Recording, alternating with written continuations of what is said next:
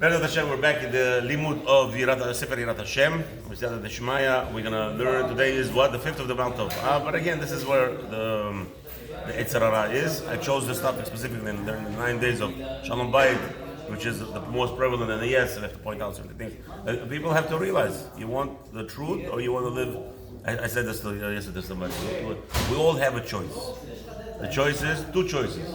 And one of the choices you choose will most probably be in contrast with the second one. What is the choice? The choice is you could always choose to be right, or you could always choose to be happy. If you want to be happy, you don't have to be right. In most instances, if you want to be always right, believe you me, there will be always people telling you, making you unhappy, because you're always right. You're always fighting to prove your point. This is the choice in life. The choice is very clear. Be right or be happy. Finish. You want to be right or you want to be married?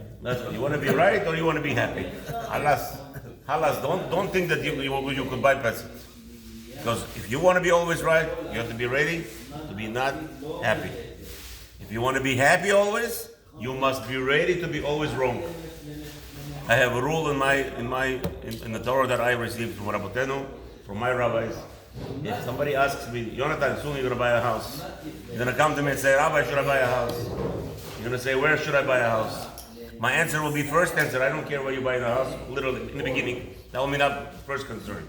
That will be second concern, where you buy. But the first concern will be, are you ready to live with your neighbor always being right? Are you one of those persons? If yes, I'll say buy a house. If you're not, don't buy a house. If you're an individual that cannot tolerate neighbors being always right, don't buy a house. Finish. That's the answer. That's the first answer. We'll get to the second stage. That's why you buy a house that's semi-attached. So you only have. We'll get to the second stage. Only one neighbor has to be right. No, when I'm talking about neighbor, you know what a neighbor means? Neighbor means there's a guy behind you. You know what? Your backyard is connected to some house. This is Europe. Then there's a house on the right side. Then there's a house on the left side. Then there's a house, 3 down houses this way. Then there's 3 houses this way, your neighbor. Wait a minute. Then you have the whole front. Basically, if you're ready to live with your block being right all the time, live there. I had the craziest situation. When you sit in shul, you have a guy on the right, on the left, on the front. I had a crazy situation. Mine's by me, but the whole shul is my neighbor because everybody could hear me. I could say I'm in here, the guy is down the block over there could hear me. Right, so they're all my neighbors, they're all suffering from me, right? So anyway, I had a guy was a chatzuv neighbor. What's a chatzuv neighbor? Crazy neighbor. I had in Brooklyn, forget about parking, everybody knows, right? I don't know if you know. No, Hashem I owned another property next to my house, across the street from me. And I had to use the driveway for parking. One neighbor decided he's going to block the Rabbi Sofer. You're not living here. You're not going to decide where I park. I'm going to park on your driveway, block your driveway. I don't care. Davka, those are the words. I'm telling you. Fight back and forth with me. So I said, you know what? I'm giving you a warning. Next time I'm going to tell you. Lo and behold, I hate to do it, but listen, I told the guy. A cop was passing by. I said, please, told this guy. Boom, they came to tow him. Fights left and right. Rabbi Sofer, you crazy? I mean, I'm crazy. Why are you parking? I need my parking spot. People pay $1,000 a month for just driveway. What are you doing? No. You're wrong. You're not living here. You should not be blocking your driveway. I should have a right. Anybody should have a right to block your driveway. That was his mentality. Because you don't live there? Yeah, even though it's my investment property. Okay. I said, okay, no problem. I get I got in fights and everything. I sent a message to his friends, were my mutual friends. I said, do me a favor, I want to make peace. This guy's upset with me. Okay. I get a phone call. He wants to meet with you. Go to his house to meet with him. I come in. I said, yes. He says, you want to make shalom? You want to make peace with me? I said, yes, of course. $10,000 on the table. $10,000 to make shalom. I forgive you. I'm looking at him. I said, Halas, you don't know me. If I say shalom and you would have told me 100,000, I have $100,000 in the bank, you get it in a second. I open my mouth. I said, I was struggling at the time. I didn't have $10,000 in my bank. Technically, the halacha says, the halacha demands. People don't understand. If you have tzedakah account. You put money aside. Money aside for tzedakah is for charity and for all your disputes. Yeah, I just said it. You could use the money for your disputes. Anybody, personal disputes. I'm not talking about loans and all this stuff. Some say even loans. We'll see. We'll talk this guy when it's in its own appropriate question. But yes, you could use the charity money to dissolve your neighborly disputes. I learned it from a friend who brings it down over there. The whole shita, you're allowed to use charity money to resolve your friendly disputes. If I had $10,000 in the account, I would have given it to him. But those are money that he owed you. No, I don't owe him nothing. I came to make peace. Yeah. I came to make peace because he's upset with me. I'm not going to Olam Haba. Somebody's upset with me. What do you want from me? So the guy says, Rabbi, $10,000. You want it or not? For what? For compensating me for my suffering. I look at him. I said, $10,000. I can't afford it right now. You know what? I could give you 1,000. Halas, I have $1,000 in my bank account. It's yours if you want it. Nah, get out. Okay, listen, Habibi, I'm very sorry that you blocked my driveway. I'm very sorry that I had to forcefully remove you. I'm very sorry. I'm ready to compensate you. I know you lost like $400 that day, but I'll give you $1,000 just to make you happy. That's what I have. I my account, my Shalom Bayit account. That's my Shalom Bayit account. I'll give it to you if you want. A month later, he calls me up. I'll take $1,000. I give him $1,000. 3 months later, he was already nifter, and that's never. Yeah, I don't know what happened. Maybe he had a sickness. He knew so he left to Israel. He needed money right away. I gave him $1,000. The kids say his friend, his son is there. Lives here. My friends, their family, all my friends. The rule is, you want to buy a house? This is the rule. First rule. Can you say your neighbor is always right? That's the primary. Can you say it? You're ready to buy a house. Until then, don't talk to me. All right. So it says here, the rabbi, ועוד בא הנביא להעיר לטועים בפסוק מי עיוור כי אם עבדים. So there's another people that they're actually misinterpreting the pasuk, right? The pasuk that says מי עיוור כי אם עבדי, meaning who is blind unless he is my servant, right? שהעיקר באדם הפיקח הוא הרואה רק לדבר מצווה. So on one instance, that's what I read on Baruch Hashem. Said I'm working on Shalom Bayit, trying to convince the lady. Like, how are you gonna go? Tell the lady, 36 years old, completely brainwashed. Women's rights, they have a right. They have, this is the question I get. I had a question. Rabbi, who gave the rabbis control of a woman's body? Why the rabbi is going to tell her not to get pregnant? In the world, what kind of question is this? Not to get pregnant? Yeah. The rabbis have a right to tell a woman not to get pregnant. Meaning, a woman should have the right to control her body. She should decide when to get pregnant, when she should decide when to get aborted. She should decide all the things. Not the rabbis. Not the rabbis. I said, I don't want to answer such questions because it's not a question, it's a statement. Huh? Yeah. You'd be surprised. You'd be surprised. Shomer mitzvot, Shabbat, yeshiva, children in yeshiva, the whole stuff. Yeah? Who has the right to tell? What gives the right to the rabbis? I said, do me a favor, I don't answer your question. It's not a question, it's a statement. So come back to me when you have a question. Very technically speaking, right? So I tried to explain to him, I'm working on Shalom Bayit also. Well, it makes sense. Very simple, Habibi. We are Jews, it's not rights. We don't know rights. There's no democracy in Torah. Torah is a guide. The Torah Hashem is giving you, here, my son, my daughter, this is the guide for you to survive in this world. You're a guest in this world. We're all guests. We're visiting here temporarily. So just follow these rules. Imagine you're going to a trip, you rented a coach on a bus in London, to go to Westminster Castle. And now you're going to tell them what to do there? They give you a guide, they give you a list of how to behave yourself, how to behave yourself on the bus. Or before you go on the bus, you get an email with guidelines. What you're allowed to say, how you're allowed to say, how you're allowed to smile, how you're not allowed to talk to, you flirt with the tour guide, the whole stuff over there. Okay, they give you a lot of rules. And the same thing, the guide gives you a lot of rules, how to behave with your passengers. So what does that mean? And people don't understand, this is what Torah is. We're all guests. If you're a guest, there's guides. Follow the guides. The Torah tells us how to behave. That's all. It's no choice here. Democracy. He's right. Who's right? She's right. Here the Torah tells us this is your life. You're here for 70 years. 70 years is nothing, people. How old am I already? You think? In an instant. I remember I was running naked in the streets at 2-3 years old in Tashkent.